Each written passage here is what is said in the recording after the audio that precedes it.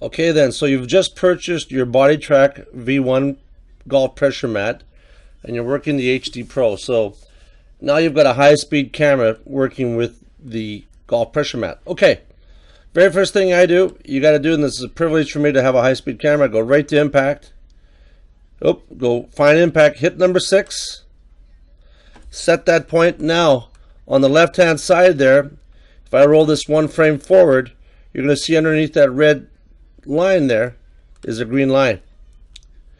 And that green line is going to represent impact. It does represent impact.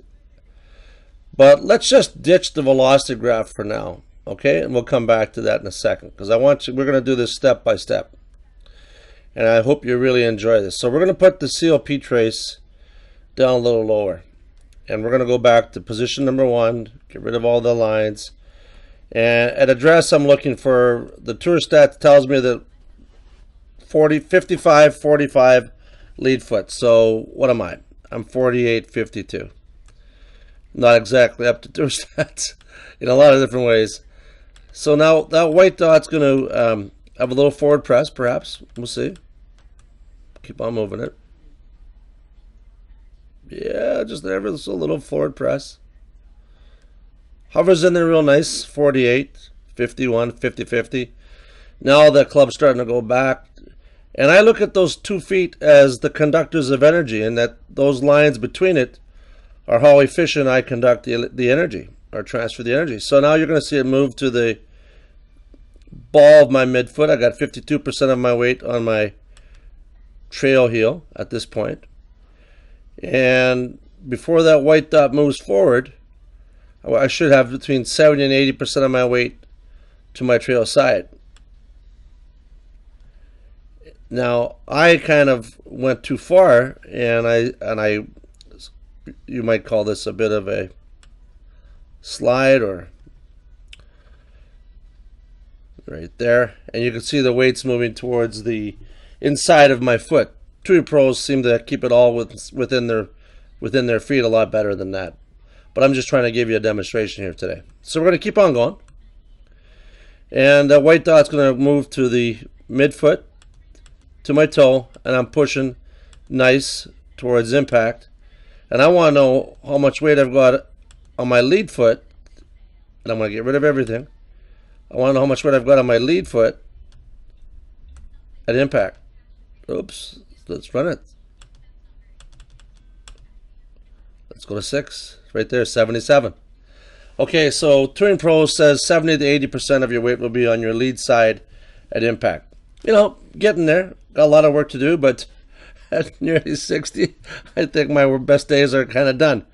Now I'm going to introduce the velocity chart to you. And we're going to talk a lot about this at length later on, but I want to point out 2 real cool things here. And keep in mind, we only do, it's a very simple device, BodiTrak is. We measure your weight moving in 2 directions, laterally and heel to toe. And if you forget which line means what, we mark it off on the chart for you. So heel toe. Okay, I'm going to get rid of both circles and just focus the lateral for a second. Okay, so the best theory we have out there that works real well is that I'm going to go right back to address. I'll hit 1 again. And we're going to roll the club back. And you're going to see that's a minus number. And it's going to stay a minus until, because it's a minus because the weight's going to my trail side. So we keep on going. It's minus, minus, minus, minus, minus, minus. Now as soon as it's a -3, now the very next frame that I click will be a positive number. And this is the transition point. So if a guy says to you at transition, the golfer had 89% of his weight on their trail side and their balance was 50-50 heel to toe, you would know exactly what the golfer meant at the transition. Now what's cool to note is that my weight, my center of pressure is moving forward, that white dot's moving forward before I complete my backswing. And you'll see that on pretty well all good players. Not that I'm a good player, but you know, I played. Now I want to show you something else. Now on the left hand side, we actually measure your peak velocity and we show it to you.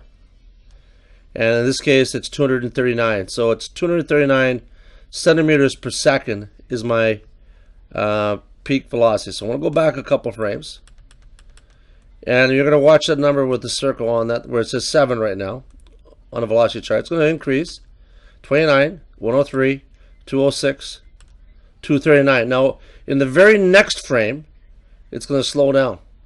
163. So at this point, the lateral forces are slowing down. It's I've often heard it said where if the lateral forces are the catalyst for the rotational forces. So when the lateral forces slow down, the rotational forces begin to take into effect. So again, it's going to slow down. So now I've completely slowed down on my left side, and this is actually visible in the COP trace right here, right there, that white dot. It's not. I'm going to go back 2 frames. 1, 2. Watch the white dot. It hovers there. It kind of stalls out.